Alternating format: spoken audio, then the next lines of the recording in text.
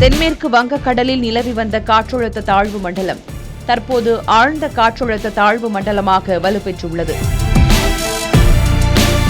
காற்றழுத்த தாழ்வு மண்டலம் காரணமாக டெல்டா மாவட்டங்களான மயிலாடுதுறை, நாகை மற்றும் திருவாரூர் ஆகிய 3 மாவட்டங்களில் இன்றும் நாளையும் அதி கனமழைக்கான ரெட் அலர்ட் விடுக்கப்பட்டிருக்கும் நிலையில் அப்பகுதிகளில் மழை பொழிந்து வருகிறது.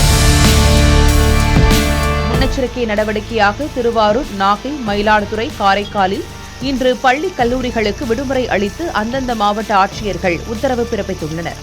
காற்றழுத்த தாழ்வு மண்டலம் தமிழகத்தை நெருங்கி வரக்கூடும் என்பதால் டெல்டா பகுதிகளில் பல்வேறு இடங்களில் மழையும் கொட்டி தீர்த்து வருகிறது. காற்றழுத்த தாழ்வு மண்டலம் குறித்து அப்டேட் கொடுத்துள்ள இந்திய வானிலை ஆய்வு மையம் கடந்த 6 மணி நேரத்தில் காற்றழுத்த தாழ்வு மண்டலம் 8 கிலோமீட்டர் வேகத்தில் நகர்ந்து வருகிறது. இது வடமேற்கு திசையில் நகர்ந்து ஆழ்ந்த காற்றழுத்த தாழ்வு பகுதியாக வலுப்பெற்று வடக்கு வடமேற்கு திசையில் தமிழ்நாடு, இலங்கை கடலோர பகுதிகளை நோக்கி நகரக்கூடும் என்று தெரிவித்திருக்கிறது. அதே நேரத்தில் இப்போதைய வானிலை நிலவரம் குறித்து தகவல் தெரிவித்துள்ள தனியார் வானிலை ஆய்வாளர் ஹேமச்சந்திரன், தெற்கு இலங்கை மற்றும் அதனை ஒட்டிய தென்மேற்கு வங்கக்கடலில் நிலவி வந்த காற்றழுத்த தாழ்வு மண்டலம் இன்று காலை ஆழ்ந்த காற்றழுத்த தாழ்வு மண்டலமாக மாறியுள்ளது. இதனையடுத்து 48 மணி நேரத்தில் பெயரிடக்கூடிய புயலாக மாறுவதற்கு சாதகமான சூழல் நிலவுகிறது.